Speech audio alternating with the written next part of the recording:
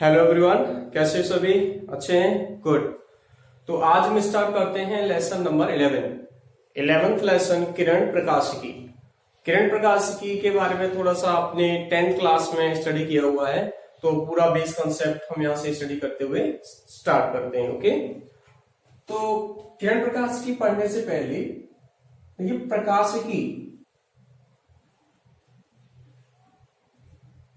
प्रकाशिकी क्या है? प्रकाशिकी भौतिक विज्ञान की वह शाखा है जिसके अंतर्गत प्रकाश की जो सभी अभिक्रियाएं हैं उनका अध्ययन किया जाता है।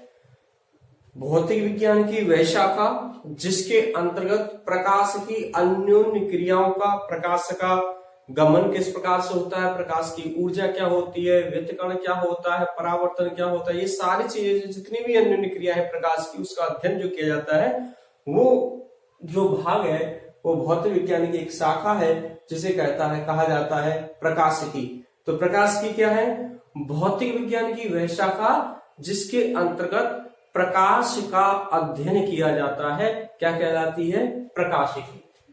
इस प्रकाशिकी को पुनः दो भागों में विभाजित कर दिया गया। एक तो किरण प्रकाशिकी और एक दूसरा बना दिया गया भाग इसका तरंग प्रकाशिकी।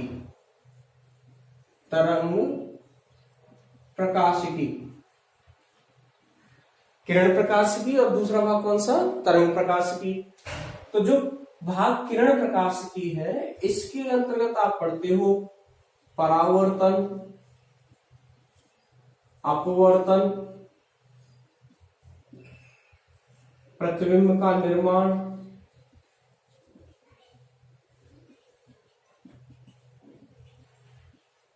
जितने भी मैथमेटिकल कैलकुलेशन ज्यादातर हैं वो आप इस भाग के अंतर्गत अध्ययन करते हो। इसमें हम पढ़ते हैं व्यतिकरण क्या है, तरंगाग्र क्या होते हैं, और हम इसमें आगे और भी पढ़ेंगे ध्रुवण क्या होता है, विवर्तन क्या होता है। ये सारे जो फिनोमिनास हैं वो हम प्रकाशिकी की, तरंग प्रकाश की जो शाखा है उसके अंतर्गत पढ़ते हैं, और किरण प्रकाशिकी में हम ये सारी चीजें अध्ययन करते हैं। प्रतिबिंब का निर्माण अवतल लेंस से, उत्तल लेंस से, उत्तल दर्पण से, अवतल दर्पण से, ये सारा जो भी हम पढ़ेंगे वो किरण प्रकाशिकी के अंदर। तो हमारे दोनों ही चैप्टर हैं, एक किरण प्रकाशिकी है, इसमें चैप्टर में दिया हुआ है, तो शॉर्ट फॉर्म में दिया हुआ है। तो हम यहाँ से पहले किरण प्रकाशिकी स्टार्ट कर रहे हैं। ये वाला टॉपिक यहाँ से स्टार्ट किया जा रहा है जो कि हमारे यहाँ एक लेसन के फॉर्म में दिया हुआ है। दूसरा लेसन नंबर 12 है, ये तरंग प्रकाशिकी, उसे हम बाद में डिस्कस करेंगे, पहले हम इसको डिस्कस करते हैं। ओके स्टूडेंट्स, तो पता लगा प्रकाशिकी क्या है? प्रकाशिकी भौतिक विज्ञान की एक वह शाखा है जिसके अंतर्गत प्रकाशिकी का अध्ययन किया जाता है, या आप ऐसे कह सकते हो कि प्रकाश की अन्योन्य क्रियाओं का अध्ययन किया जाता है। क्या कहलाता है वो? प्रकाशिकी। प्रकाशिकी को पुनः दो भागों में बांटा गया, एक तो किरण प्रकाशिकी और एक तरंग प्रकाशिकी। अब किरण प्रकाशिकी में हम अध्ययन करते हैं परावर्तन, अपवर्तन, परावर्तन के नियम, अपवर्तन के नियम, प्रतिबिंब का निर्माण समतल दर्पण से, अवतल दर्पण से, उत्तल दर्पण से, ये सारे फिनोमिनास हम किसमें पढ़ते हैं? किरण प्रकाशिकी के अंतर्गत पढ़ते हैं। ठीक है स्टूडेंट्स। दूसरा भाग जिसमें हम व्यतिकरण पढ़ेंगे, ध्रुवण पढ़ेंगे, विवर्तन पढ़ेंगे, ये सारी जो विक्रियाएं हैं वो हम कहां पढ़ते हैं? तरंग प्रकाश की। मतलब एक तरफ हम प्रकाश को किरण के रूप में देखेंगे और यहाँ देखेंगे प्रकाश को तरंगों के रूप में। ठीक है, तो पहले हम यहाँ से, ये चैप्टर हमारा नेम है किरण प्रकाश की, तो इस भाग को शुरू कर रहे हैं यहाँ से। तो सबसे पहला इसमें भाग क्या है किरण प्रकाश की में? तो सबसे पहले अगर बात की जाए तो प्रकाश के बारे में कि प्रकाश क्या है। आपने 10th क्लास में मैंने यही आपको बताया था, प्रकाश क्या है? एक प्रकार की ऊर्जा है। प्रकाश के बारे में अध्ययन किया जाए, प्रकाश, तो प्रकाश क्या है? प्रकाश एक प्रकार की क्या है? ऊर्जा, जो जब भी किसी वस्तु पर पड़ती है तो उस वस्तु से परावर्तन के पश्चात, अभी परावर्तन की बात करेंगे, परावर्तन के पश्चात जो भी हमारे आंख पर आता है उसका भाग, वह हमें क्या करता है, उस वस्तु को दिखाने में सहायता करता है। तो मतलब क्या हुआ कि ऊर्जा तो है ही, ऊर्जा के रूप में तो हम लोग बहुत सारी चीजों को डिफाइन करते हैं। तो प्रकाश क्या है, एक प्रकार की ऊर्जा है जो हमें इस रंग बिरंगे संसार को, विभिन्न वस्तुओं को दिखाने में सहायता करता है। अथवा हम ये भी कह सकते थे कि प्रकाश एक इस प्रकार की ऊर्जा है जो हमारी आंख पे पड़कर, जो हमारी आंख है उस पर गिरने के पश्चात हमें दृश्य की संवेदना देती है। दृश्य मतलब कोई जो भी हमें दिखाई देने वाला है उसकी संवेदना किससे होती है, हमें प्रकाश के माध्यम से होती है। अगर हमें प्रकाश न मिले तो हमें कोई भी वस्तु दिखाई नहीं देगी। अब देखो यहाँ दो चीजें हैं, जितना बड़ा रोल प्रकाश का है उससे भी कहीं ज्यादा हमारी आईज का है। अगर हमारी आईज नहीं हो, हमारी आंखें ना हो और प्रकाश खूब सारा हो तो भी तुम्हें वस्तु नहीं दिखाई देती हैं। जैसे आप बताओ, मेरी आंखें ही ना हो, मान लो मैंने आंखें क्लोज कर ली और खूब सारा प्रकाश हो यहाँ पे, मुझे नहीं पता यहाँ पे सामने कैमरा, इधर बोर्ड है, क्या है, मुझे कुछ नहीं पता। क्लियर? तो दोनों ही चीजों का होना जरूरी है, आपकी आंखें भी होना जरूरी है और प्रकाश का भी होना जरूरी है। तो प्रकाश क्या है, एक प्रकार की ऊर्जा जो हमें वस्तुओं को, इस रंग बिरंगे संसार को दिखाने में सहायता करता है। ठीक है, प्रकाश की बात हो गई, ये ऊर्जा है। इसकी जो प्रकाश जो है बेसिकली एक विद्युत चुंबकीय विकिरण का एक भाग है। जो हमारे सूर्य से प्रकाश आ रहा है, इलेक्ट्रोमैग्नेटिक स्पेक्ट्रम बोलते हैं उसको, विद्युत चुंबकीय विकिरण, विद्युत चुंबकीय विकिरण का एक छोटा सा भाग है जो हमें दृश्यमान होता है, जो दिखाई देता है और जिसकी तरंगदैर्घ्य होती है 400 नैनोमीटर से लेकर के 750 नैनोमीटर। तो पहले प्रकाश के बारे में एक लाइन तो ये याद हो गई हमें कि प्रकाश क्या है, एक ऊर्जा है जो हमें वस्तुएं तथा रंग बिरंगी संसार को दिखाने में सहायता करता है। कोई और टेक्निकल वे में अगर हमसे पूछे, ये साधारण सा जवाब है, अगर कोई थोड़ा सा टेक्निकल वर्ड आप यूज करना चाहते हो तो आप ये कह सकते हो कि प्रकाश एक इस प्रकार की ऊर्जा है जो हमारी आंख पर पड़कर दृश्यमान, इस विश्व को दृश्यमान बनाने के लिए संवेदना उत्पन्न करता है, या वस्तुओं को दृश्यमान बनाने के लिए संवेदना उत्पन्न करता है। वस्तुओं को दिखाने के लिए जो संवेदना उत्पन्न करता है वो कौन करता है, प्रकाश करता है। समझ में आया? तो प्रकाश एक ऊर्जा जो वस्तुओं को दिखाने के लिए हमारी आंख पर गिरकर संवेदना उत्पन्न करता है। जो प्रकाश हमारी आंख के अंदर जा रहा है वही संवेदना उत्पन्न करता है, बाकी जो प्रकाश है जो हमारी आंख के अंदर नहीं जा रहा वो संवेदना उत्पन्न नहीं करता। प्रकाश विद्युत चुंबकीय विकिरण का वह भाग है जिसकी तरंगदैर्घ्य 400 नैनोमीटर से लेकर के 750 नैनोमीटर होती है। मतलब विद्युत चुंबकीय विकिरण जो सूर्य से प्रकाश आ रहा है उसमें तो बहुत सारी तरंगदैर्घ्य हैं, लेकिन हमें कौन सा प्रकाश दिखाई देता है, केवल इतना सा, इतना वाला प्रकाश हमारे काम का है, बाकी हमारे काम का नहीं है। दो पॉइंट क्लियर हुए, एक तो प्रकाश की परिभाषा, दूसरी इसकी परास क्या है, परास ये वाली परास है इसकी, वो भी किसके रूप में, तरंगदैर्घ्य के रूप में। क्लियर? ये तरंगदैर्घ्य है। थर्ड पॉइंट, प्रकाश के बारे में बात कर रहे हैं अभी हम। प्रकाश की चाल, प्रकाश की चाल विभिन्न माध्यमों में भिन्न भिन्न होती है। मतलब अगर माध्यम बदल जाए, माध्यम का मतलब जैसे कभी निर्वात हो,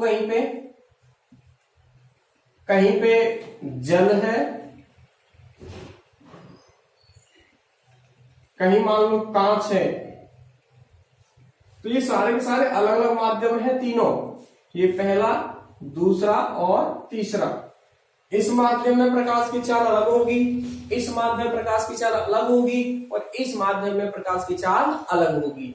निर्वात है ये, निर्वात में प्रकाश की चाल c से लिखी जाती है, निर्वात में प्रकाश की चाल c, जिसका मान होता है 3 × 10⁸ मीटर प्रति सेकेंड।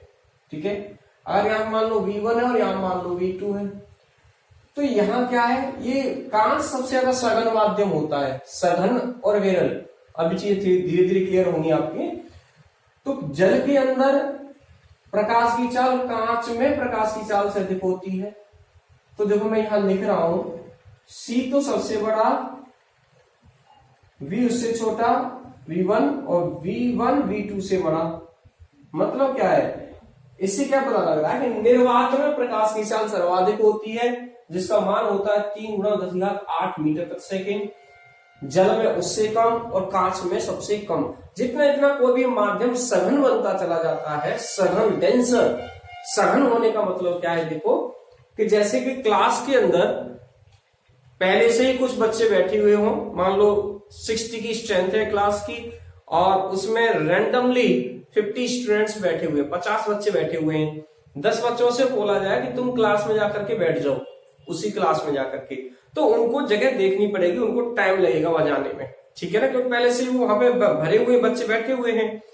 अगर ऐसा होता कि कोई रूम खाली होता और उनसे कहा जाता कि 10 बच्चे तुम जाकर के उस रूम बैठ जाओ ब्लैंक में, तो वो आराम से चले जाते, वहां पे आराम से जाते, तेजी से चले जाते, आराम से बैठ जाते जाकर के। जब इसमें क्या होता, उनको वो देख के हटा करके आगे चलना पड़ता, एक को हटा के तो दूसरे बजाते, तीसरे पे वहां, तब उनको जगह देखनी पड़ती। तो मतलब क्या है, सघन मतलब ज्यादा होना। किसका ज्यादा होना, जो भी माध्यम है उसके जो कण हैं उनका ज्यादा होना, वो सघन माध्यम बन जाता है। जिसमें कण कम होंगे वो हमारा विरल माध्यम बन जाता है। सघन मतलब जानते हो ज्यादा, सघन आप कहते हो घना, आप कहते हो घना, घना मतलब बहुत ज्यादा कहते हो आप मात्रा में, तो वही चीज है यहाँ पे। सघन मतलब उस माध्यम के जो कण है वो अनुपातिक रूप में बहुत ज्यादा है। विरल का मतलब क्या है, विरल का मतलब है मात्रा में वो जो कण है वो बहुत कम है। क्लियर हुआ? ठीक है, तो 3 चीजें, परिभाषा, प्रकाश की तरंग दैर्घ्य के बारे में कि ये कौन सा भाग है, किसका, विद्युत चुम्बकीय विकिरण का वह भाग है जिसकी तरंग दैर्घ्य यहां तक होती है, तरंग दैर्घ्य परास। प्रकाश की चाल भिन्न भिन्न माध्यमों में भिन्न भिन्न होगी, चाल अलग अलग होगी, तो उनकी तरंग दैर्घ्य भी बदल जाती है। ठीक है, तरंग दैर्घ्य और चाल दोनों परिवर्तित होती हैं जब प्रकाश एक माध्यम से दूसरे माध्यम में गमन करता है। एक माध्यम से दूसरे माध्यम में जब प्रकाश जाता है तो 2 चीजें उसकी बदल जाती हैं, एक तो उसकी चाल बदल जाती है और उसकी तरंग दैर्घ्य बदल जाती है। जो नहीं बदलती वो है आवृत्ति, प्रकाश की आवृत्ति।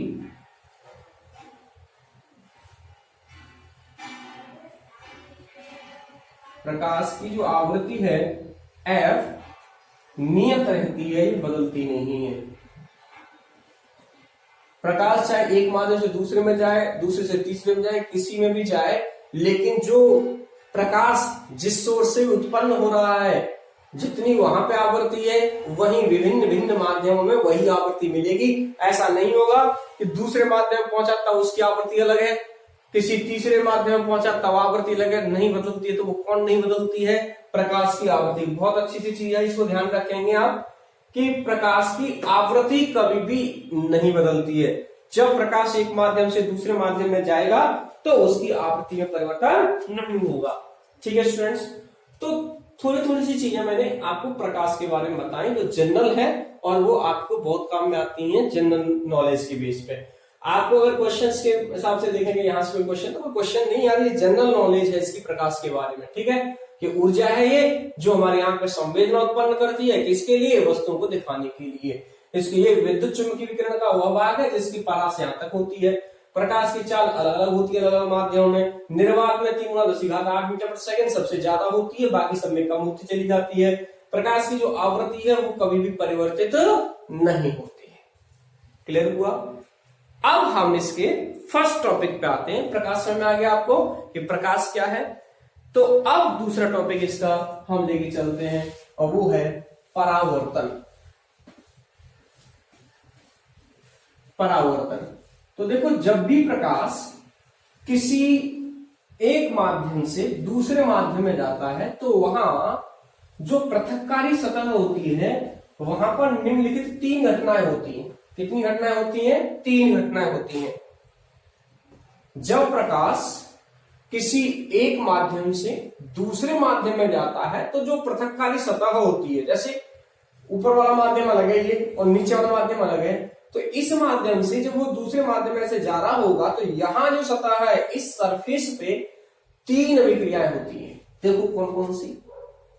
जैसे मान लो ये है, यहां प्रथम माध्यम इधर मान लेते हैं हम, और इधर है द्वितीय माध्यम। 2 माध्यम है यहां। अब माध्यम बदल गए हैं तो मतलब उनके जो अपवर्तनांक है वो भी बदल चुके हैं। ठीक, तो प्रथम माध्यम और ये क्या है? द्वितीय माध्यम। तो जब ये प्रकाश की किरण आई यहां से, ठीक है, ये प्रकाश की किरण आपतित हो गई। यहां आपतित होने के पश्चात क्या हुआ इस प्रकाश का? इसका कुछ भाग तो इस माध्यम में परावर्तित हो जाता है, लौट जाता है वापस। ठीक है, वापस लौट जाता है। कुछ भाग इसी प्रकाश का इस पृष्ठ के द्वारा अवशोषित हो जाता है और कुछ भाग इसका दूसरे माध्यम में चला जाता है। 3 घटनाएं कौन कौन सी हुई कि प्रकाश का कुछ भाग तो उसी माध्यम में लौट गया, ठीक है, कुछ भाग इसके द्वारा अवशोषित कर लिया गया। ये जो पृष्ठ थी हमारी पृथक्कारी पृष्ठ है, ये पृथक्कारी पृष्ठ, ठीक है, इस पृथक्कारी पृष्ठ पर आपतित हुआ ये, तो जैसे आप तो कुछ भाग ये चला गया, लौट गया उसी माध्यम में, वापस लौट गया। कुछ भाग इसने अवशोषित कर लिया और कुछ भाग उसका दूसरे माध्यम में चला गया। तो ये जो भाग गया इसको क्या कहते हैं? आंशिक परावर्तन। क्यों कहा आंशिक? क्योंकि पूर्ण रूप से नहीं हो रहा है कोई चीज, पूर्ण रूप से थोड़ा हो रही है। पूर्ण रूप से तो जब होती है पूरा पूरा लौट ही जाता, तब क्या कहते हैं? इसको परावर्तन कहते हैं। प्रकाश का संपूर्ण परावर्तन हुआ, जितना प्रकाश आपतित हुआ था वो पूर्ण रूप से क्या हो चुका था? परावर्तित, लौट गया था, तो परावर्तन बोल देते हैं उसको। ये हुआ है आंशिक अवशोषण, आंशिक अवशोषण।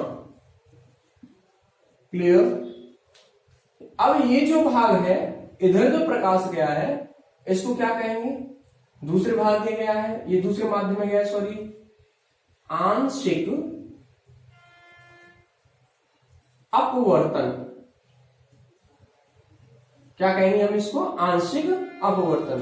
तो 3 काम हुए प्रकाश की, यहाँ 3 घटनाएं घटनी प्रकाश की। तो आंशिक परावर्तन हो गया, आंशिक अवशोषण हो गया, आंशिक अपवर्तन हो गया। क्लियर हुआ?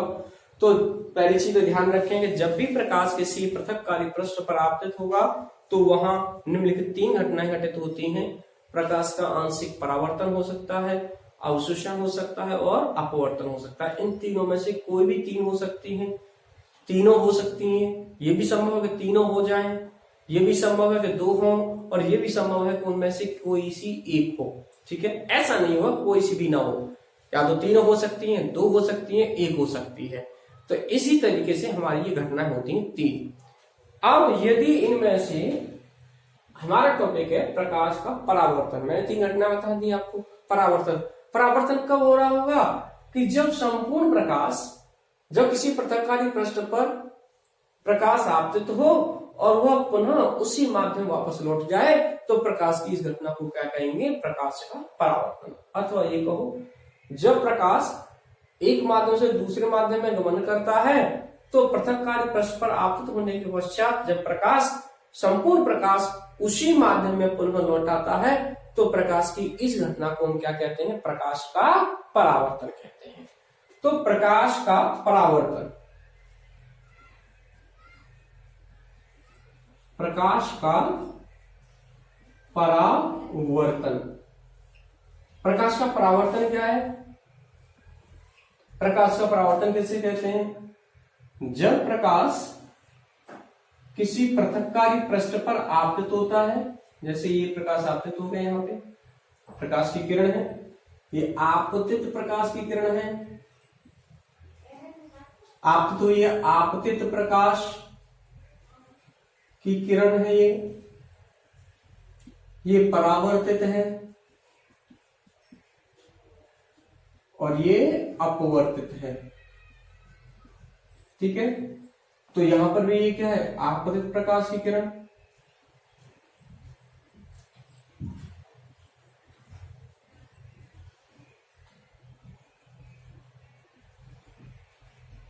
जब प्रकाश किसी पृथक्कारी पृष्ठ पर आपतित होकर पुनः उसी माध्यम में लौट जाए, पुनः उसी माध्यम में लौट जाए, तो हम क्या कहते हैं उसको, प्रकाश का परावर्तन। तो ये लौट गया, तो ये क्या है, परावर्तित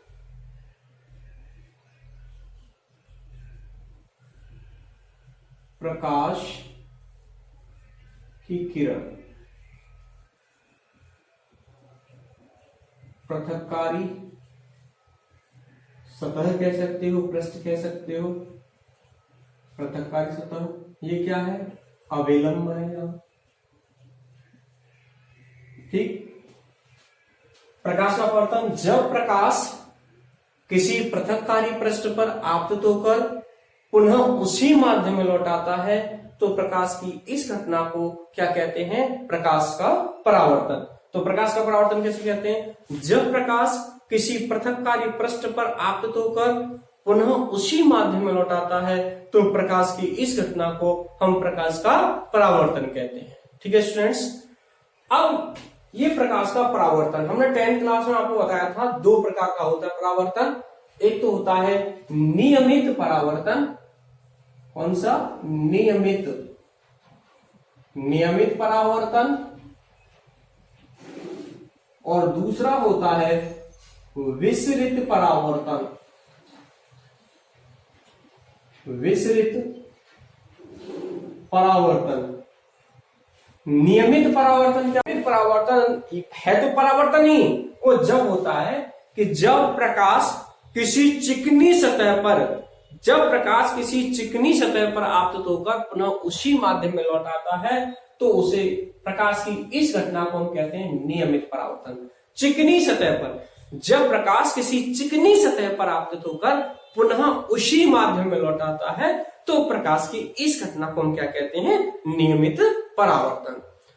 इसके विपरीत, जब प्रकाश किसी खुरदरी पृष्ठ पर, खुरदरी सतह पर आपतित होकर के पुनः उसी माध्यम में लौट आता है, कैसे लौट आता है, पुनः उसी माध्यम में लौट आता है, तो प्रकाश की इस घटना को हम क्या कहते हैं, विसरित परावर्तन। नियमित परावर्तन और विसरित परावर्तन। ठीक है, अब हम बात करेंगे इनको जो दर्शाया जाए, तो नियमित परावर्तन को ऐसे बना सकते हैं, ये डायग्राम है। ठीक है, विसरित परावर्तन के लिए इस प्रकार से सरफेस बनाएंगे, खुरदरी के लिए इस प्रकार से दिखाते हैं। यहाँ मान लो यहाँ एक अविलंब खींचा है हमने, ये कोई अविलंब खींचा है, ये कोई अविलंब खींचा है, इस पर क्या करेंगे, देखो एक आपतित किरण तो सारी की सारी समानांतर बनाना, जितनी भी आपतित किरण बनाओगे वो समानांतर, लेकिन परावर्तित किरण कभी भी आप यहाँ इसमें समानांतर नहीं बनाएंगे, कोई ऐसे बनाएंगे। ठीक है, तो जो विसरित परावर्तन है उसमें परावर्तन के नियम लागू नहीं होते, या विसरित परावर्तन के नियमों का पालन नहीं करता है, उनका उल्लंघन करता है। क्या बोला, विसरित परावर्तन जो परावर्तन के नियम है, विसरित परावर्तन के नियमों का पालन नहीं करता है, अर्थात उनका उल्लंघन करता है। परावर्तन के नियम अभी हम बताएंगे। देखो, अविलंब के साथ जो कोण बनाया जाता है उसे कहते हैं आपतन कोण। क्या कहते हैं उसको, आपतन कोण। किसके साथ बनाया है, अविलंब के साथ।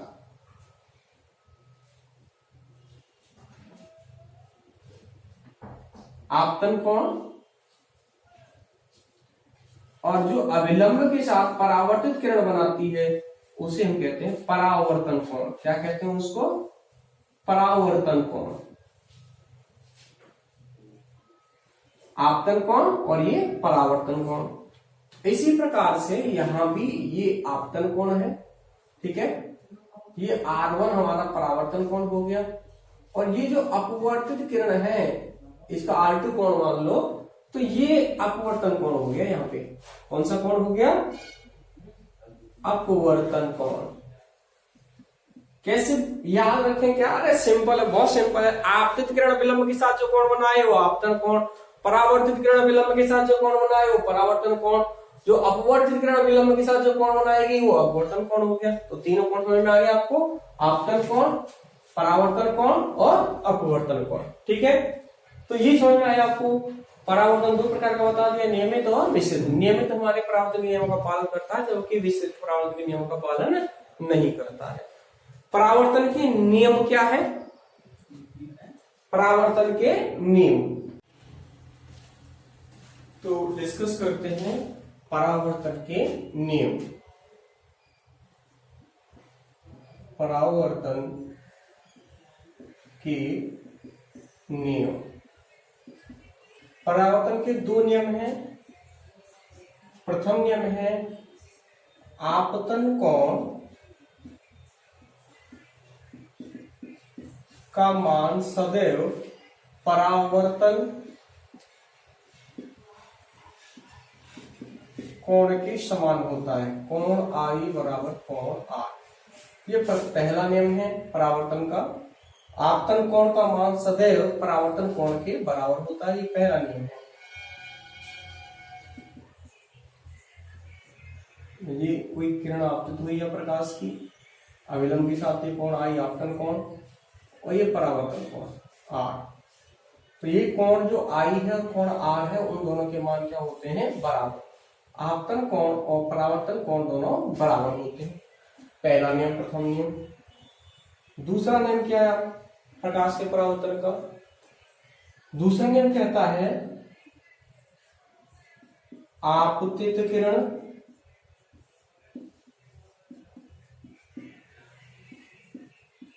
परावर्तित किरण तथा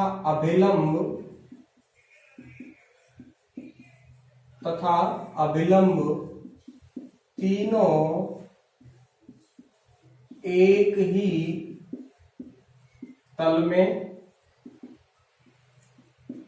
होते हैं। आपतित किरण ये रही, परावर्तित किरण तथा अभिलंब तीनों के तीनों कहाँ है? एक ही तल में होंगे। आपतित किरण, परावर्तित किरण तथा अभिलंब। देखो तल ये है ना हमारा, ये ऊर्ध्वाधर तल है पूरा, दो अक्षों के मिलने से। देखो ये एक्स अक्ष और ये ऊपर वाई अक्ष, ऐसे ये बोर्ड जो आपको दिख रहा है ये ऐसे एक्स अक्ष है ये वाला, और ये वाला इधर वाला जो दिख रहा है आपको ये वाई अक्ष हो गया ये। ठीक है, तो ये तल का निर्माण हो गया ये वाला। तो ये तल है ऊर्ध्वाधर तल। तो आपतित किरण, परावर्तित किरण तथा अभिलंब तीनों एक ही तल में स्थित होते हैं। ये हमारे किसके नियम है? परावर्तन के दो नियम हैं। अब बात करेंगे हम यहाँ पे समतल दर्पण से प्रतिबिंब का निर्माण। किससे निर्माण? समतल दर्पण से। समतल दर्पण से जो प्रतिबिंब का निर्माण होता है उसकी प्रकृति क्या होती है, किस प्रकार का प्रतिबिंब वो बनाता है, ये बात हम यहाँ पे करने वाले हैं। तो पहले हम बात करते हैं किसकी? समतल दर्पण। हम यहाँ बात करेंगे दो प्रकार के दर्पणों की, एक तो समतल दर्पण की बात करेंगे और एक बात करेंगे गोलीय दर्पण की। ठीक है, समतल दर्पण की और गोलीय दर्पण की। तो समतल दर्पण जैसे ये क्या है हमारा? समतल दर्पण है। ऐसे भी दिखा सकते हो, ये क्या है हमारा? समतल दर्पण है, समतल होना चाहिए। समतल दर्पण से हमारे घरों में वैसे एग्जाम्पल है समतल दर्पण का, जो हम डेली देख रहे हैं दर्पण को, जिस दर्पण को आप देख रहे हो वो एक समतल दर्पण है। ठीक है, समतल दर्पण में जो प्रतिबिंब का निर्माण होता है वह प्रतिबिंब सदैव आभासी होता है। जैसे वस्तु यहां रखी हुई है, मान लो यहां कोई वस्तु रखी हुई है, ये कोई वस्तु है, तो प्रतिबिंब इसका उतनी ही दूरी पर बनेगा, समान आकृति का बनेगा। ठीक है, और यह आभासी होगा। प्रतिबिंब है ये। कैसा है? आभासी।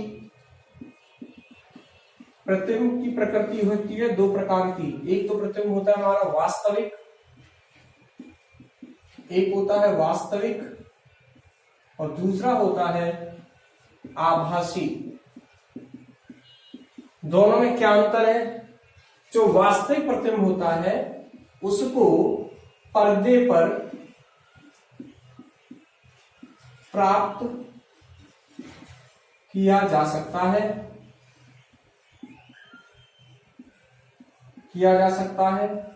जबकि आभासी प्रतिबिंब को पर्दे पर प्राप्त नहीं किया जा सकता।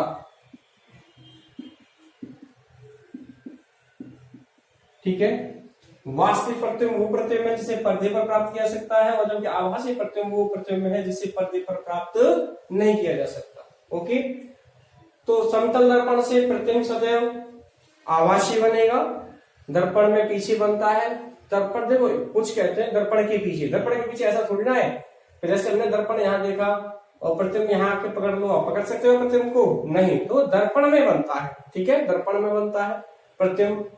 तो जो प्रतिबिंब पर्दे पर प्राप्त नहीं किया सकते उन्हें आभासी कहा जाता है, और जो प्रतिबिंब पर्दे पर प्राप्त किए जा सकते हैं उन प्रतिबिंबों को हम क्या कहते हैं? वास्तविक प्रतिबिंब। तो चीजें क्लियर हुई समतल दर्पण के बारे में। तो समतल दर्पण में जो प्रतिबिंब है वह आभासी बनेगा। कैसा बनेगा? आभासी। एक चीज और नोटिस की होगी आपने, पार्श्विक परावर्तन इसमें होता है। मतलब अगर मैं अपने जो घर में डेली हम दर्पण यूज कर रहे हैं उसको उसके सामने ऐसे करूं, मैं ये हैंड ऐसे करूं, तो आपको उधर ये हैंड दिखाई देगा, इस साइड दिखाई देगा आपको, ये वाला ऐसे दिखाई कर रहा हूं मैं, तो हमें जो दिखाई देने वाला है वो कौन सा दिखाई देने वाला? ये वाला। अब देखो मैं वहां जाऊंगा शीशे में, देखो यहां तो मैं ऐसे खड़ा हुआ हूं, ये है मेरी पोजीशन। अब मैं वहां जाके अगर दर्पण में देखूं, इसको ऐसे दर्पण लगा हुआ, उसमें जब देखूंगा मुझे इस साइड दिखाई देगा, यहां पर दिखाई देगा। ठीक है, तो जैसे मेरी पोजीशन है ठीक उसके विपरीत वहां दिखाई देती पार्श्विक परावर्तन। जैसे इसको हाथ को हिला रहा हूं मैं, तो ये हाथ हिलता हुआ प्रतीत होगा मुझे वहां पे। अगर इसको हिला रहा हूं तो मुझे इस साइड वो दिखाई देगा। ये होता है पार्श्विक परावर्तन बोलते हैं इसको। क्या बोलते हैं इसको? पार्श्विक परावर्तन। समझ में आया आपको समतल दर्पण? 10th क्लास में एक डेरिवेशन थी, यहाँ डेरिवेशन नहीं है, वो आप अपने आप से प्रूफ कर सकते हो कि समतल दर्पण में जो प्रतिबिंब का निर्माण होता है उसमें वस्तु की दूरी और प्रतिबिंब की दूरी दोनों समान होती है। ये डायग्राम है वहां 10th क्लास का ही डायग्राम बन ले रहा हूं मैं। यहाँ पे देखो, जैसे एक किरण तो हमारी है यहाँ पे आपतित हो गई प्रकाश की, दूसरी किरण मैंने यहां ले ली, इस जगह पे आपतित करा दी। यहाँ पे अभिलंब खींचने होंगे मुझे, जिस जगह पे आपतित हुई है वहां पे आपतन बिंदु पर अभिलंब खींचे जाते हैं। ये अभिलंब खींचे तो ये आपतित किरण है, तो यहाँ से एक परावर्तित किरण से चली जाएगी। ऐसे ये आपतित है तो यहाँ से भी एक परावर्तित किरण चली जाएगी। ठीक है ना? अब ये परावर्तित किरण है, जैसे ये वाली है, पहले इसको ले लेते हैं हम यहाँ। ये पीछे हटा जाने पे इस बिंदु पे मिली, जैसे यहां मिली है, इसको भी लेके आएंगे तो ये भी यही इसी जगह पे मिलेगी इस प्रकार से। तो प्रतिबिंब देखो, ये दोनों जो किरणें थी एक्चुअल में, ये वाली जो किरणें थी वो आगे जाकर कहीं नहीं मिलेंगी। देख रहे हो आप, ऐसे ऐसे से फैलती जा रही है दोनों की दोनों। ठीक है, ऐसे फैल रही है तो आगे जाने तो मिलेंगी नहीं, तो प्रतिबिंब आगे तो बनेगा नहीं। प्रतिबिंब कब बनता है? कि जब दो या दो से अधिक परावर्तित किरणें आपस में प्रतिच्छेदित करें या एक दूसरे से मिलें तो वहां प्रतिबिंब का निर्माण होता है। तो ये वस्तु थी यहाँ पे, कोई ये वस्तु थी, और ये क्या बन गया यहाँ पे? प्रतिबिंब। ये वस्तु और ये क्या बना यहाँ पे? प्रतिबिंब। क्यों बना है प्रतिबिंब? कि वस्तु से किरणें आपतित हुई, यहाँ आपतित होने के बाद परावर्तित किरणें फैल जाती हैं, इनको पीछे हटाया जाता है, तो ये बिंदु आई पर जाकर ये प्रतिच्छेदित होती हैं। इस प्रकार आई पर प्रतिबिंब का निर्माण होता है। ये मान लो एम डैश कोई समतल दर्पण है, तो ये जो ओ एम है, यहाँ ओ एम और आई एम दोनों की दूरी क्या होती है? सदैव बराबर। आप सिद्ध कर सकते हो इसको। अब सिद्ध करने के लिए क्या चाहिए कि ये जो दोनों त्रिभुज हैं, देखो एक तो ये वाला ओ, यहां पे पॉइंट डाल दे रहा हूं मैं, चलो ए बी, और ये आई हो गया यहाँ पे ओ ए बी, ये वाला त्रिभुज ध्यान दो, ओ ए ये वाला और बी, एक ये वाला आई ए बी, ठीक है, दोनों सर्वांग सम होने चाहिए। दूसरा ये वाला ओ बी एम तथा आई एम बी, ये भी सर्वांग सम होने चाहिए। तब इस स्थिति में आप कह सकोगे कि दोनों सर्वांग सम हो गए। तो ये वाला क्यों लिया? तो प्रतिबिंब से प्रतिबिंब का निर्माण तो इससे भी हो रहा है ना, इसलिए, और इससे भी हो रहा है, दोनों त्रिभुज काम में आ रहे हैं, दोनों त्रिभुज लेंगे, एक तो ये वाला क्लियर और एक ये वाला, दोनों सर्वांग सम प्रूफ करोगे। कैसे प्रूफ करोगे? ऐसे प्रूफ करोगे, देखो ये आप तो यहाँ तो अभिलंब का कुछ कोण बनाएगी, मान लो थीटा बनाया या थीटा वन बनाया, तो जितना आपतन कोण होगा उतने परावर्तन कोण होगा, थीटा वन, ये भी होगा। तो ये कोण और ये कोण दोनों बराबर होने चाहिए, तो ये भी कितना हो गया? थीटा वन हो गया, ठीक है। अब इसके अंदर जाओगे तो ये कोण कितना हो गया? 90 माइनस थीटा यहाँ, और ये भी कितना होगा? 90 माइनस थीटा, क्योंकि थीटा वन यहाँ से निकल जाएगा, थीटा वन। तो दो कोण, ये एक कोण तो ये और ये बराबर हो गए यहाँ पे, ऐसे ये कोण दोनों बराबर हो जाएंगे, ये वाला और ये वाला, देखो ये वाला और ये वाला बराबर हो जाएगा। 10th में आपने अच्छे से किया हुआ है, नहीं तो आप बुक उठा करके देखना, वहां पे आपको मिल जाएगा, आपके पास नोट्स होंगे तो उसमें कराया हुआ है मैंने कुछ।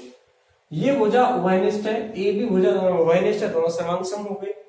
अब आप इसमें आते तो ये भुजा उभयनिष्ठ हो जाएगी, ये दोनों कोण बराबर हो जाएंगे, ये कोण बराबर, ये कोण बराबर, ये भुजा उभयनिष्ठ, और ये कोण कितने कितने के दोनों में? 90 अंश, तो सर्वांग सम हो गए दोनों के दोनों। सर्वांग सम हो गए तो ये दूरी और ये दूरी दोनों क्या होंगी? बराबर। अर्थात समतल दर्पण में एक तो प्रतिबिंब कैसा बनता है? हमारा आभासी बनता है। दूसरा, वस्तु की दूरी और प्रतिबिंब की दूरी दर्पण से समान होती है। वस्तु की दूरी और प्रतिबिंब की दूरी दर्पण से समान होती है। पार्श्विक परावर्तन मतलब यदि हम अपने दाहिने हाथ में कोई परिवर्तन करते हैं तो वह हमें दर्पण में बाएं हाथ में परिवर्तन प्रतीत होता है, इसे कहते हैं पार्श्विक परावर्तन। क्लियर हो गया? तो ये है हमारा समतल दर्पण। क्लियर हुआ तुमको समतल दर्पण के बारे में? अब बात करते हैं गोलीय दर्पण की। ये तो समतल दर्पण हो गया, अब बात करेंगे इसकी गोलीय दर्पण। तो देखो गोलीय दर्पण क्या है? गोलीय दर्पण कांच के गोले का कटा हुआ एक भाग है जिसके एक भाग पर पॉलिश कर दी जाती है, कलई कर दी जाती है, उसे हम कहते हैं गोलीय दर्पण। गोलीय दर्पण कांच के गोले का, कांच का कोई खोखला गोला ले लो, गोलीय दर्पण। गोलीय दर्पण देखो ऐसे दिखाए जाते हैं क्रमशः। बेसिक है, बहुत ज्यादा कॉम्प्लेक्स नहीं है, अभी स्टार्टिंग की है लेक्चर की आज, ठीक है। ये गोलीय दर्पण है, दोनों के दोनों गोलीय दर्पण है। तो किसी कांच के खोखले का कटे हुए किसी भाग, कांच के खोखले को लेके कटे हुए भाग के किसी एक सतह को, किसी एक पृष्ठ को जब कलई कर दी जाती है तो गोलीय दर्पण का निर्माण होता है। तो परिभाषा सुनो गोलीय दर्पण की। गोलीय दर्पण की क्या परिभाषा है? जब कांच के खोखले गोले के कटे हुए भाग के किसी एक पृष्ठ को कलई या पॉलिश कर दी जाती है तो किसका निर्माण हो जाता है? गोलीय दर्पण का निर्माण होता है। किसका निर्माण होता है? गोलीय दर्पण। अब ये गोलीय दर्पण किस भाग पर या किस पृष्ठ पर, किस सतह पर कलई की गई है, उसके आधार पर ये दो प्रकार के बन जाते हैं। गोलीय दर्पण कितने प्रकार के बन जाते हैं? दो प्रकार के। दो प्रकार के कौन कौन से हैं? एक तो होता है अवतल दर्पण, अवतल दर्पण, और एक होता है उत्तल दर्पण। कौन सा? उत्तल दर्पण और अवतल दर्पण। क्लियर हुआ? अवतल दर्पण और उत्तल दर्पण। अवतल दर्पण जब उभरे हुए भाग को कांच के खोखले कांच के खोखले गोले के कटे भाग के उभरे हुए भाग को यदि कलई कर दी जाए या पॉलिश कर दी जाती है तो अवतल दर्पण का निर्माण होता है। यदि दबे हुए भाग को, जो कैविटी वाला पोर्शन होता है, गड्ढे वाला जो भाग है, उसको अगर कलई कर दी जाती है तो उत्तल दर्पण का निर्माण होता है। सुनिए, गोली दर्पण क्या है? कांच के खोखले गोले का कटे हुए भाग के किसी एक पृष्ठ को कलई कर दी जाती है, पॉलिश कर दी जाती है, तो हमारा क्या बनता है? गोलीय दर्पण का निर्माण होता है। कलई किस भाग पर की गई है, पॉलिश किस पृष्ठ पर की गई है, उसके आधार पर ये दो प्रकार के होते हैं। एक तो अवतल गोली दर्पण होता है और एक उत्तल गोली दर्पण होता है।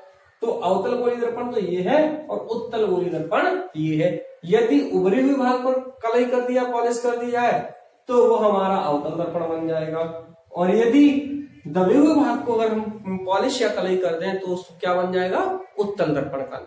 अवतल दर्पण का निर्माण तो जब होगा ये उभरे हुए भाग पर की जाए, और उत्तल का कब होगा? जब दबे हुए भाग पर कलई कर दी जाए या पॉलिश कर दी जाए तो उत्तल दर्पण का निर्माण होगा।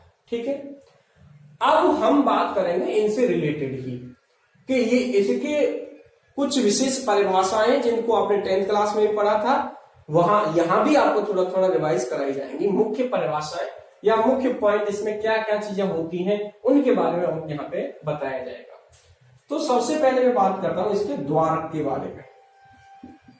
द्वारक गोली दर्पण से संबंधित मुख्य परिभाषाएं क्या क्या है, मतलब इसके क्या क्या चीजें इसमें होती हैं जो हमारे लिए जानना बहुत जरूरी है। द्वारक आप जानते हो, गेट हमारे घर का, उसको भी द्वार बोला जाता है। हिंदी में अगर बोल रहे हैं द्वार पर, हम गांव की भाषा में बोला जाता है द्वार पे। ठीक है, हमारे यहाँ तो द्वार बोलते हैं, आपके यहाँ क्या बोलते हैं राजस्थानी लैंग्वेज में पता नहीं, लेकिन द्वार बोला जाता है अपने यहाँ। तो द्वारक क्या है? द्वारक वो भाग है जहां से प्रकाश की किरण परावर्तित होती है। क्या होती है? परावर्तित।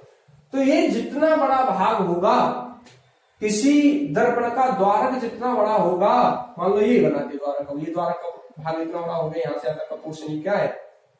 ये द्वारक है। यहाँ तक ये वाला जो पोर्शन है क्या है? द्वारक है। पूरा का पूरा पोर्शन द्वारक है। तो जितना द्वारक ज्यादा होगा, ठीक है, किसी भी गोली दर्पण का द्वारक जितना बड़ा होगा वह प्रकाश का परावर्तन उतनी तेजी से करेगा। तो जो प्रतिबिंब का निर्माण होगा उससे, यानी जितना बड़ा द्वारक होगा उससे प्रतिबिंब का जो निर्माण होगा वो अधिक चमकीला बनेगा।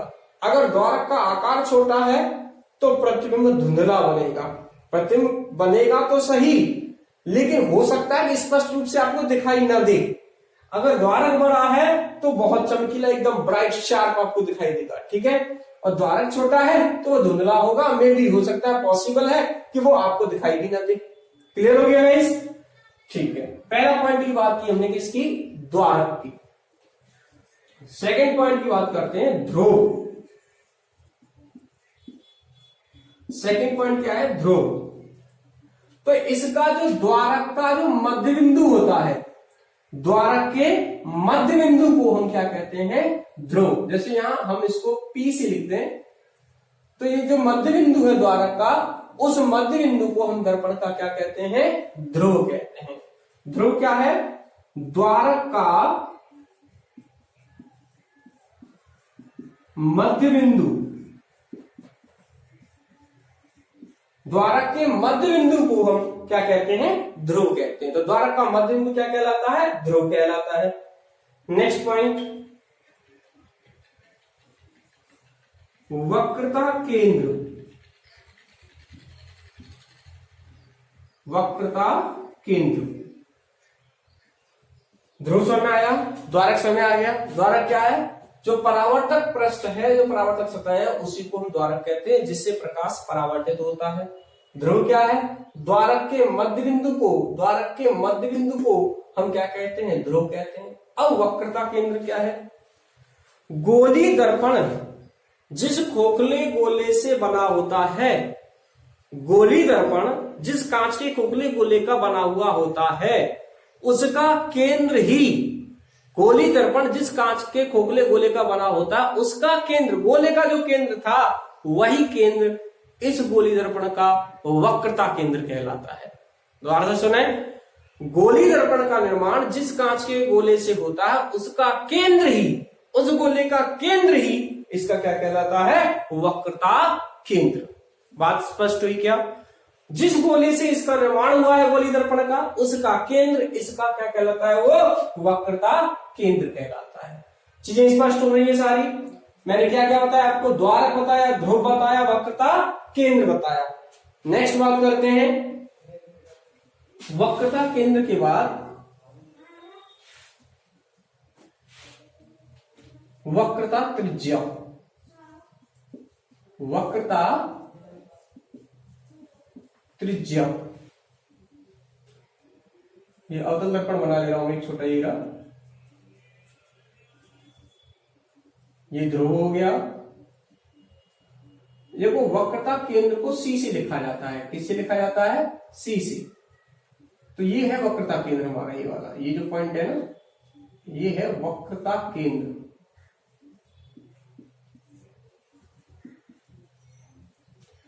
वक्रता केंद्र से ध्रुव के मध्य की दूरी, वक्रता केंद्र से ध्रुव की दूरी, ये वाली यहां तक, ये कहलाती है वक्रता त्रिज्या। क्या कहलाती है ये? वक्रता त्रिज्या। वक्रता केंद्र से ध्रुव के मध्य की दूरी को हम क्या कहते हैं? वक्रता त्रिज्या। नेक्स्ट बात करते हैं ये मुख्य अक्ष। मुख्य अक्ष क्या है? वक्रता केंद्र, यहां ये फोकस है, फोकस तथा ध्रुव को मिलाने वाली रेखा क्या कहलाती है? मुख्य अक्ष। या वक्रता केंद्र तथा ध्रुव को मिलाने वाली रेखा को हम क्या कहते हैं? मुख्य अक्ष। वक्रता केंद्र व ध्रुव को मिलाने वाली रेखा क्या कहलाती है? मुख्य अक्ष कहलाती है। क्या कहलाती है वो? मुख्य अक्ष। तो ये मुख्य अक्ष का निर्माण है यहाँ पे, ये मुख्य अक्ष है। नेक्स्ट पॉइंट की बात करते हैं। मुख्य अक्ष समझ में आ गया। फोकस की बात करो आप। फोकस क्या है? मुख्य अक्ष के समानांतर आपतित होने वाले प्रकाश की किरणें, मुख्य अक्ष के समांतर आपतित होने वाले प्रकाश की किरणें बनाते हैं। यहां पे देखो कोई दर्पण, ये मुख्य अक्ष, मान ये वक्रता केंद्र, ये फोकस बना दिया मैंने अभी से। ये समांतर किरणें आपतित हुई यहां पे। देखो ये समांतर किरणें आपतित हो रही हैं। तो दर्पण से परावर्तन के पश्चात, दर्पण से परावर्तन के पश्चात मुख्य अक्ष के जिस बिंदु से गुजरती हैं, मुख्य अक्ष के जिस बिंदु से गुजरती हैं, वह बिंदु क्या कहलाता है? फोकस। फोकस क्या है? मुख्य अक्ष के समानांतर आपतित प्रकाश की किरणें परावर्तन के पश्चात मुख्य अक्ष के जिस बिंदु से गुजरती हैं, वह बिंदु क्या कहलाता है? आपका फोकस कहलाएगा। बात समझ आई आपको? फोकस, ठीक है। अब बात करते हैं फोकस दूरी की।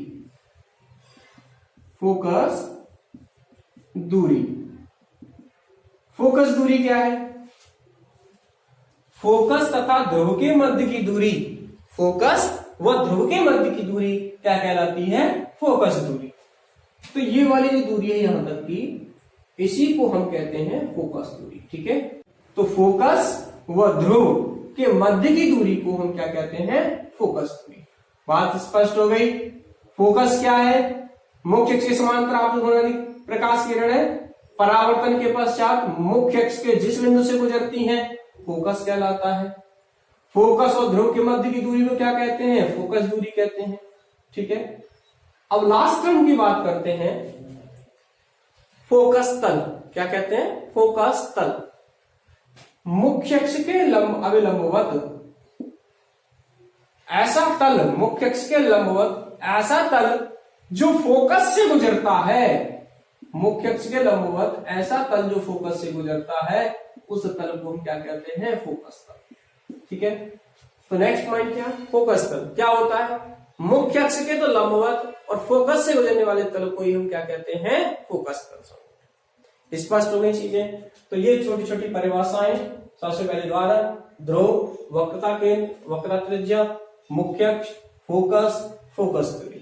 ठीक है, एक चीज का और ध्यान रखेंगे, थ्रू आउट द जो हमारा स्टडी होगी उसमें हम ये जो द्वारक लेंगे वो ऐसा द्वारक लेंगे जिसकी वक्रता त्रिज्या बहुत छोटी होगी, बहुत सूक्ष्म होगी। ठीक है, तो ये एक्चुअली जो मैंने दिखा रखा है आपको द्वारक इतना बड़े आकार का, इतने बड़े आकार का होगा नहीं। आप देखते हो हमारी आईज के अंदर स्पेक्टाकल्स में जो यूज किया जाता है, स्पेक्टाकल्स में जो यूज किया जाता है वो छोटा सा, बहुत कम वक्रता त्रिज्या के यूज किए जाते हैं, तो इतने बड़े होते नहीं है, दिखाया गया है यहाँ पे, तो बहुत छोटा होता है। इसलिए जो बिंदु यहां से अगर कोई अभिलंब खींचा जाए तो ये वाले पॉइंट और ये पॉइंट की दूरी बहुत कम होती है।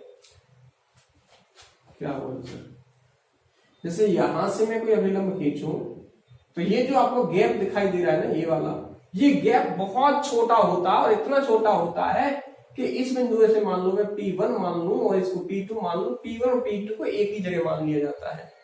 तो ऐसे दर्पणों की यहां बात की जाएगी कि जिनका द्वारक का आकार बहुत सूक्ष्म और द्वारक छोटा, तो उनकी वक्रता त्रिज्या भी बहुत अल्प हो जाती है। इस कारण से यहाँ पे ये माना जाता है, पहले से बता दिया गया आपको कि इसके द्वारक छोटे होने की वजह से ये दूरी बहुत अल्प होती है, इसको यही मान लिया जाता है। क्लियर हो गया? अब हम बात करेंगे यहाँ पे गोली दर्पण की बात हो गई। गोली दर्पण की इससे संबंधित मैंने मुख्य परिभाषाएं बता दी। अब मैं आपको चिन्ह परिपाटी के बारे में बताऊंगा पहले, और फिर बताऊंगा प्रतिबिंब का निर्माण, अवतल दर्पण से या गोली दर्पण से प्रतिबिंब का निर्माण।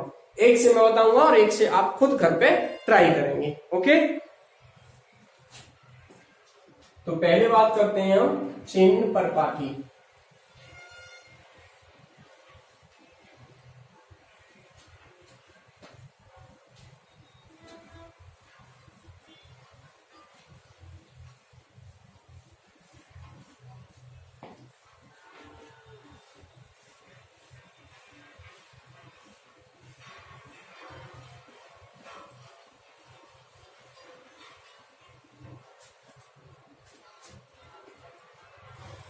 चिन्ह परिपाटी,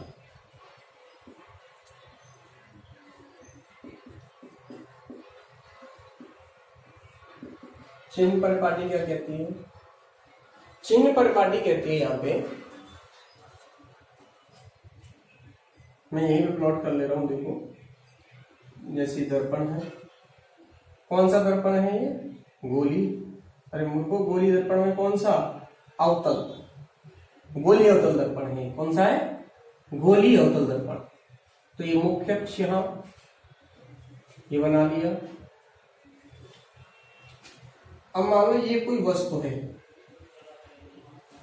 ठीक है, तो मुख्य अक्ष से जो ऊपर की दूरी मापी जाएगी इसकी, ये वाली, यहां से और यहां तक की दूरी जो मापी जाएगी वो धनात्मक होगी। मुख्य अक्ष से ऊपर मापी गई दूरियां हमेशा धनात्मक होती है। तो यहां पहला पॉइंट, मुख्य अक्ष से ऊपर मापी गई दूरियां धनात्मक कैसी होती हैं? धनात्मक होती हैं। मुख्य अक्ष से नीचे, नीचे कैसी होंगी? ऋणात्मक। दो पॉइंट समझ में आए?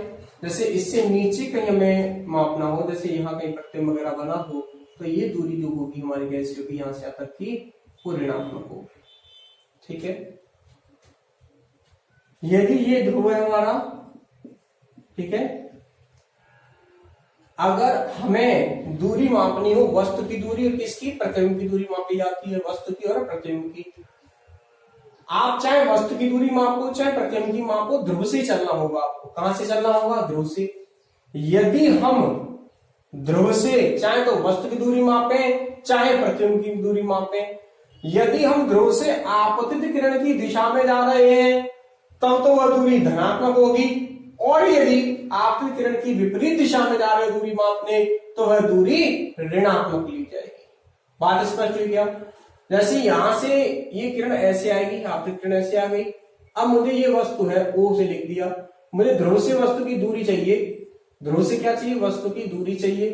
तो ध्रुव से वस्तु की दूरी में देखने के लिए ध्रुव से चलूंगा, यूं ऐसे गया मापने के लिए।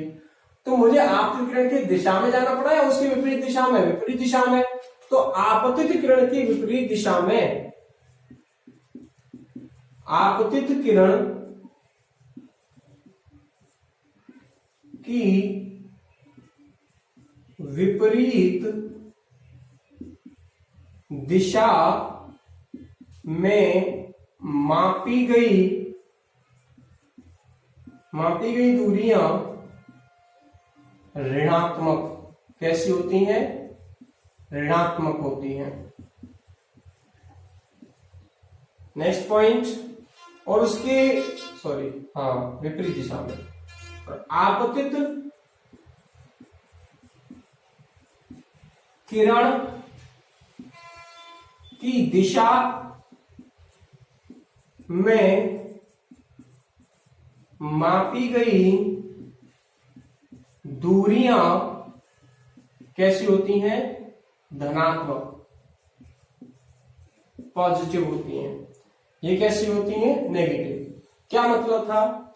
मतलब यही था कि जैसे ये यहां से आई थी किरण और हम ऐसे गए यहाँ उसको मापने के लिए, दूरी को ध्रुव से जाना है तो ऐसे ही जाना पड़ेगा, कोई ऐसे थोड़ा जाऊंगा, मुझे पता ही नहीं यहाँ तो वस्तु कहां, वस्तु तो उधर बैठी है ना, ध्रुव से इधर जाना पड़ेगा। ठीक है, तो इधर ऐसे ये प्रतिबिंब मान लो, ये वाला जैसे प्रतिबिंब है यहाँ, तो तब भी ध्रुव से इधर आना पड़ेगा। तो ये दोनों दूरियां कैसी होंगी? ऋणात्मक। अगर सपोज करो किसी कंडीशन में कि प्रतिबिंब यहाँ कहीं बनता उल्टा ही बनना होता है यहाँ पे, ठीक, तो ध्रुव से मुझे ऐसे जाना पड़ेगा और आपतित किरण भी ऐसे ही आ रही थी, वो ऐसे तो आ रही है, यही डायरेक्शन दोनों जैसे में, तो ये दूरी क्या होगी? धनात्मक। आपतित किरण की दिशा में, आपतित किरण की दिशा में मापेगी दूरी डियर स्टूडेंट्स कैसी होगी? पॉजिटिव होगी, और उसकी विपरीत दिशा में मापेगी दूरी कैसी होगी? नेगेटिव होगी। क्लियर हो गया? तो ये चिन्ह परिपाटी आपको याद रखने, केवल दो ही पॉइंट याद रखने, मुख्य अक्ष से ऊपर नीचे क्या होता है? ऊपर पॉजिटिव, नीचे नेगेटिव होता है। आपतित किरण की दिशा में अगर दूरी मापी है तो वो धनात्मक होगी, और उसकी विपरीत दिशा मापी है तो वो ऋणात्मक। 10th क्लास में साइन कन्वेंशन भी आपको लर्न कराया गया था। ठीक है, अभी बहुत कोई चेंज नहीं आया है, थोड़ी बहुत चेंजेस आई हैं, जिसमें मैंने आपको प्रकाश के बारे में थोड़ा सा जो इंट्रोडक्शन दिया था वो चेंजेस आए हैं। बाकी 10th क्लास का ही अभी जो का तो लाइट का पोर्शन चल रहा है। अब जब प्रतिबिंब निर्माण हो जाएगा उसके बाद आपका 10th लेवल से अलग चलने वाला है। ठीक है, तो आज का तो लेक्चर बेसिक है, पूरा का पूरा जो आपको बेस दिया हुआ है वही चीज आपको यहाँ बताई जाएगी। प्रकाश के बारे में बताया गया, प्रकाश की घटनाओं के बारे में बताया गया, प्रकाश का परावर्तन बताया गया, प्रकाश के परावर्तन के नियम बताए गए, फिर गोली दर्पण, समतल दर्पण और गोली दर्पण दो प्रकार के कर दिए गए, फिर उनसे संबंधित परिभाषाएं बताई गई, और ये चिन्ह परिपाटी मैंने आपको सिखाया कि चिन्ह परिपाटी क्या होती है, हम चिन्ह किस प्रकार से लें। वस्तु की दूरी नाप रहे हैं, चाहे प्रतिबिंब की दूरी माप रहे हैं, ऊंचाई नापो, उसकी वस्तु की नापो, चाहे प्रतिबिंब की मापो, मुख्य अक्ष से ऊपर है तो धनात्मक होगा, मुख्य अक्ष से नीचे है तो वह ऋणात्मक होगा। बात समझ आई तुम्हें ये सारी चीजें? तो ये क्लियर किया यहाँ पे कि ये जो दूरियां हैं वो किस प्रकार से ली जाती हैं, इनका साइन कन्वेंशन क्या होगा। अब बात करते हैं हम प्रतिबिंब निर्माण की। इसकी बात करेंगे प्रतिबिंब निर्माण की।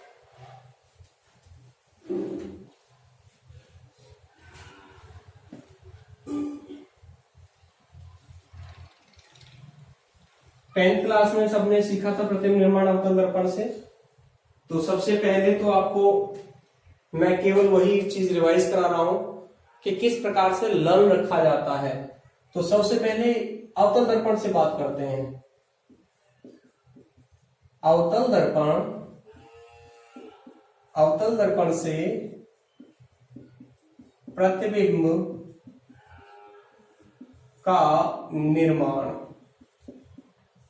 अवतल दर्पण से प्रतिबिंब का निर्माण। अवतल दर्पण पता है आपको? तो देखो सबसे पहले आएगी आपकी वस्तु की स्थिति। वस्तु की स्थिति कहां पर है, और दूसरा आएगा प्रतिबिंब की स्थिति। ठीक है, प्रतिबिंब की स्थिति। अब याद कर लो, पहले वस्तु की स्थिति को U से लिखा जाएगा और प्रतिबिंब की स्थिति को V से लिखा जाएगा। सबसे पहले इस सिचुएशन है इसकी कि वस्तु जो रखी जाएगी वो आपकी अनंत पर रखी जाएगी। प्रतिबिंब जो बनेगा इस समय वो बनेगा फोकस पर। कहाँ बनेगा? फोकस पर। ठीक है, प्रकृति के बारे में बात करेंगे। दूसरी कंडीशन, अब अनंत से खिसकेंगे आप। जैसे कि ये यहाँ दर्पण है, अवतल दर्पण बना दिया, ये वक्रता केंद्र बना दिया सी, ये फोकस बना दिया और ये ध्रुव बना दिया। ठीक है, अभी अनंत पर थे यहाँ, तो अनंत से आए, अनंत पे बैठे हुए थे, अनंत से आए तो कहां रुकोगे? इन दोनों के बीच में। यू जो होगा वो कहां होगा? इनफाइनाइट व सी के मध्य, मतलब अनंत व सी के मध्य वस्तु स्थित हो। सी क्या है? वक्रता केंद्र के मध्य स्थित हो। तो देखो अब क्या होगा, तो जो प्रतिबिंब का निर्माण था पहले वो यहां हुआ था, यहाँ फोकस पे। प्रतिबिंब इधर खिसकेगा तो प्रतिबिंब कहां जाएगा? एफ व सी के मध्य, एफ व सी के मध्य आ जाएगा प्रतिबिंब। नेक्स्ट पॉइंट, अब सी पर आ जाएगा वस्तु। पहले इनफाइनाइट और सी के बीच में आ गई, सबसे पहले अनंत में थी, फिर दूसरे स्टेप में इनफाइनाइट और सी के मध्य आई, और अब कहां जाएगी? सी पर खिसक करके। इन दोनों के बीच में थी तो पहले यहाँ कहीं, अब सी पर आ जाएगी। तो यू कहां आ गया? सी पर। प्रतिबिंब भी कहां था? एफ और सी के बीच में था, यहाँ कहीं मान लो ऐसे प्रतिबिंब बना होगा। अब प्रतिबिंब इधर शिफ्ट होगा तो यहाँ आ जाएगा, ये कहां चला जाएगा प्रतिबिंब? सी पर, वक्रता केंद्र पर बन जाएगा। नेक्स्ट सिचुएशन, वस्तु वक्रता केंद्र पर आ गई और अब इन दोनों के मध्य आ जाएगी, वक्रता केंद्र व सी व एफ के मध्य। ठीक है, तो प्रतिबिंब कहां चला जाएगा? अनंत और सी के मध्य, सी व अनंत के मध्य पहुंच गया। फिफ्थ पॉइंट में ये एफ पर चला जाएगा। ठीक है, तो एफ पर जाएगा तो प्रतिबिंब कहां चला जाएगा? अनंत पर चला जाता है। ठीक है, सिक्स्थ पोजीशन में लास्ट, जब वस्तु रखी हो फोकस व ध्रुव के मध्य। ठीक है, तो प्रतिबिंब चला जाता है दर्पण के पीछे, दर्पण के पीछे। तो ये सिचुएशंस हैं, 6 सिचुएशंस हैं, इनको ध्यान रखेंगे आप।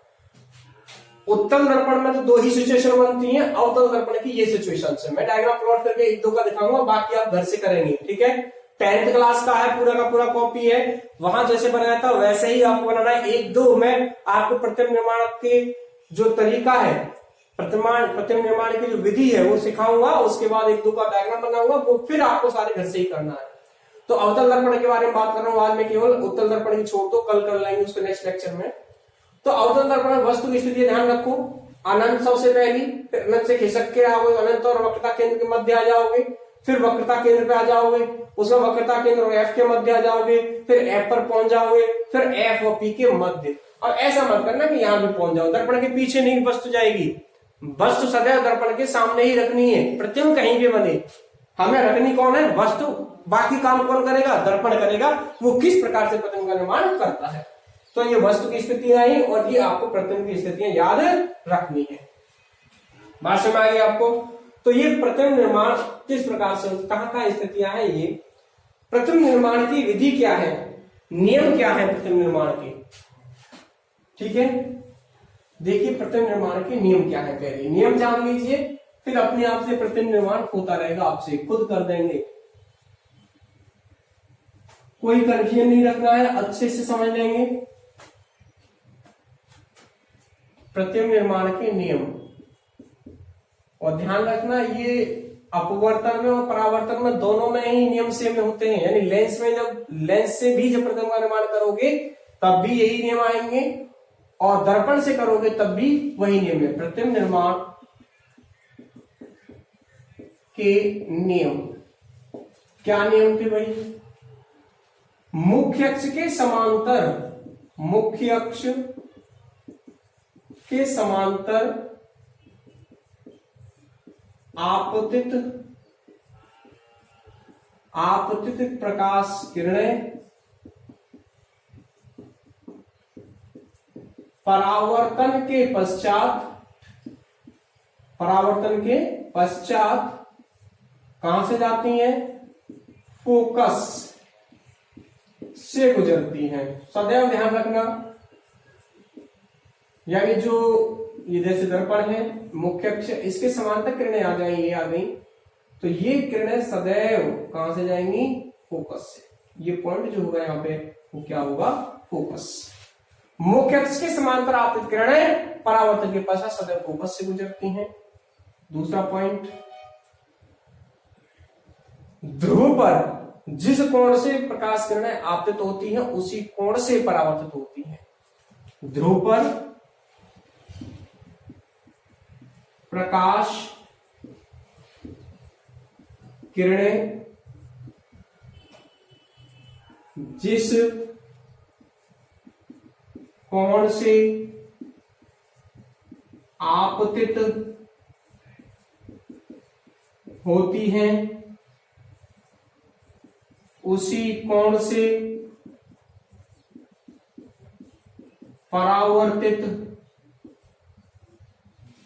परावर्तित हो जाती है। मतलब जैसे ये ध्रुव है, यहाँ पे यहां बना रहा हूं डायग्राम इसका, ये मुख्य अक्ष, ये ध्रुव हो गया। मान लीजिए कोई प्रकाश किरण आपतित हुई, ये परावर्तित होगी ऐसे, ठीक है। ये कोण और ये कोण दोनों बराबर होंगे, इस मान लीजिए थीटा है तो ये कोण भी थीटा ही होगा।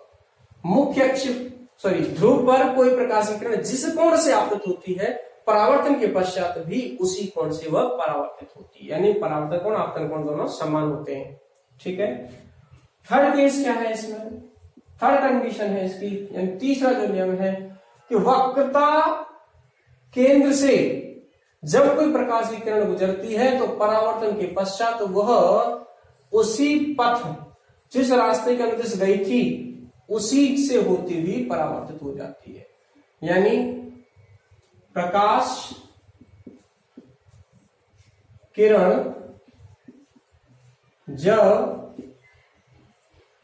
वक्रता केंद्र से होकर आपतित होती है तो परावर्तन के पश्चात वह पुनः उसी मार्ग से गुजरती है, ठीक है। परावर्तन के पश्चात वह उसी मार्ग से, मतलब ये बना है और ये हो मान लो ये ऐसे, ये गई है आपतित किरण है, ये वक्रता केंद्र है, ये मान लो फोकस है, तो देखो ये परावर्तन के पश्चात उसी मार्ग से आता है, यूं करते हो। बात समझ में आई? ये वक्रता केंद्र से कोई किरण अगर जा रही है आपतित हो रही है तो जिस पथ के अनुदिश वह गई थी, आपतित हुई थी, उसी पथ के अनुदिश वह क्या होगी, परावर्तित भी होगी, ठीक है। अब मैं आपको एक दो प्रतिबिंब का निर्माण बता रहा हूं, बाकी आप अपने घर से ट्राई करेंगे। तो अवतल दर्पण से प्रतिबिंब निर्माण की बात कर रहे थे हम, इसकी पहली स्थिति बात करते हैं। पहली क्या, U जब अनंत पर, वस्तु कहां रखी है, अनंत पर रखी है। ये हमारा कोई अवतल दर्पण, ये मुख्य अक्ष, ये P ध्रुव हो गया, ये फोकस हो गया और ये वक्रता केंद्र बना दिया मैंने, ठीक है। अब अनंत से जो किरणें, अनंत पर जब वस्तु रखी जाती तो वहां से हम जो किरणें लेके आते हैं वो लेके आते हैं मुख्य अक्ष की सदैव समानांतर। कैसे लेके आएंगे मुख्य अक्ष की सदैव समानांतर, एक ये लेके आ गए, एक ये लेके आ गए, दोनों मुख्य अक्ष के समानांतर है। और आपको नियम बताया था कि मुख्य अक्ष के समानांतर आपने प्रकाश की किरणें परावर्तन के पश्चात कहां से गुजरती है, फोकस से। तो ये फोकस से ऐसे गुजरेगी और ये भी फोकस से ऐसे गुजरेगी। अब दो या दो से अधिक परावर्तित किरणें जब एक दूसरे को प्रतिच्छेदित करती हैं तो प्रतिच्छेदन बिंदु पर प्रतिबिंब का निर्माण होता है। किसका निर्माण होता है, प्रतिबिंब। तो ये क्या हो गया यहाँ पे, प्रतिबिंब, प्रतिबिंब। अब प्रकृति के बारे में बात करें कि इसकी प्रकृति क्या है, ठीक है। तो दर्पण के सामने बन रहा है प्रतिबिंब, तो पहली चीज तो यह वास्तविक है, ठीक है, वास्तविक है। दूसरा छोटा है, तीसरा उल्टा। कैसा है, उल्टा, प्रतिबिंब उल्टा बनेगा यहाँ पे फर्स्ट कंडीशन के अंदर। बात समझ में आ गई तुमको। अनंत पर रखी थी वस्तु, अनंत समांतर किरणें आएंगी, प्रतिबिंब का निर्माण कैसा है, प्रतिबिंब वास्तविक है, छोटा है और उल्टा। दूसरी कंडीशन, मान लो वक्रता केंद्र पे रखा हो, ठीक है, मैं कोई और कंडीशन मतलब सेकंड कंडीशन वो थी कि अनंत और सी के मध्य में, यू कहाँ रखा वस्तु सी पर, तो उस केस के लिए बना रहा हूं डायग्राम यहां। ये मुख्य अक्ष, मान लो सी यहां पर है, ये फोकस, ये वस्तु रखी है ये भी, ठीक है, तो वस्तु से समांतर किरणें भेज दो यहाँ पे। एक तो समांतर किरण सदैव कहां से जाएगी, फोकस से चली जाएगी। एक आप चाहो तो ध्रुव से ले जाओ, सॉरी ध्रुव पे ले जाओ, जैसे ये आ गई, तो ये किरण उसी कोण से आ जाएगी, ठीक है, ये प्रथम का निर्माण हो जाएगा, ये और ये दोनों कहाँ हुए, सी पर निर्माण होगा। आप सी से बनाना कहीं पे आ जाएगा, ये इस प्रकार से निर्माण होगा इसका। तो ये दोनों, ये जैसे ए बी कोई वस्तु थी, तो ये बन गया बी डैश और ए डैश। प्रतिबिंब का आकार समान है, उल्टा है, दर्पण के सामने, तो वास्तविक, तो कैसा है, वास्तविक उल्टा, वास्तविक उल्टा, और वस्तु की कैसा है, बराबर, वास्तविक उल्टा और वस्तु के बराबर आकार का है प्रतिबिंब का निर्माण। ठीक है स्टूडेंट्स, तो आज इतना ही कवर करते हैं। हमने क्या क्या पढ़ा एक बार समराइज करते हैं। मैंने प्रकाश के बारे में बताया, उसकी कुछ प्रॉपर्टीज को बताया, गुणधर्म को बताया, परास के रूप में बताया कि विद्युत चुम्बकीय विकिरण का वह हिस्सा है जिसकी तरंगदैर्घ्य परास आपकी 400 नैनोमीटर से 750 नैनोमीटर तक होती है। फिर प्रकाश के बारे में हमने घटनाओं का अध्ययन किया, तो परावर्तन की बात की गई।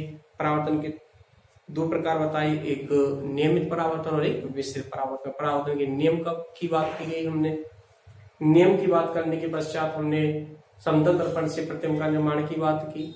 समतल दर्पण के बारे में थोड़ी सी चीजें बताई, पार्श्व परावर्तन क्या होता है, या प्रतिबिंब निर्माण किस प्रकार होता है, वास्तविक होता है, आभासी होता है, दूरी क्या होती है, ये इसमें किया। नेक्स्ट हमने गोली दर्पण के बारे में फिर बात की। गोली दर्पण कहाँ से निर्माण होता है, इसकी परिभाषा के बाद में की, इससे संबंधित मुख्य परिभाषाएं क्या क्या होती हैं उसके बारे में, फोकस, वक्रता केंद्र, ध्रुव, मुख्य अक्ष, ये सारी चीजें हमने डिस्कस की। फिर हमने इससे प्रतिबिंब निर्माण सीखा। प्रतिबिंब निर्माण की मतलब जो नियम है वो 3 नियम हमने फॉलो किए, एक ये वाला, एक ये है यहाँ पर, एक ये वाला। 3 नियम हमने किए थे। एक तो जब कोई किरण समानांतर आ रही है तो फोकस से चली जाती है, ध्रुव पर जिस कोण से आपतित होती है परावर्तन के पश्चात उसी कोण से जाती है, वक्रता केंद्र से होकर गुजर रही है आपकी किरण तो परावर्तन पश्चात भी वक्रता केंद्र से होकर के जाएगी। और फिर हमने प्रतिबिंब निर्माण अवतल दर्पण में 2 केसों का डिस्कशन किया, जब वस्तु अनंत पर रखी है, और नेक्स्ट केस लिया हमने जब वस्तु वक्रता केंद्र पर रखी हो। तो इन दोनों ही केसेस के लिए हमने बात की है। अब जो रिमेनिंग केस है अवतल दर्पण के, उनको आप घर पे बैठ कर अच्छे से बनाएंगे।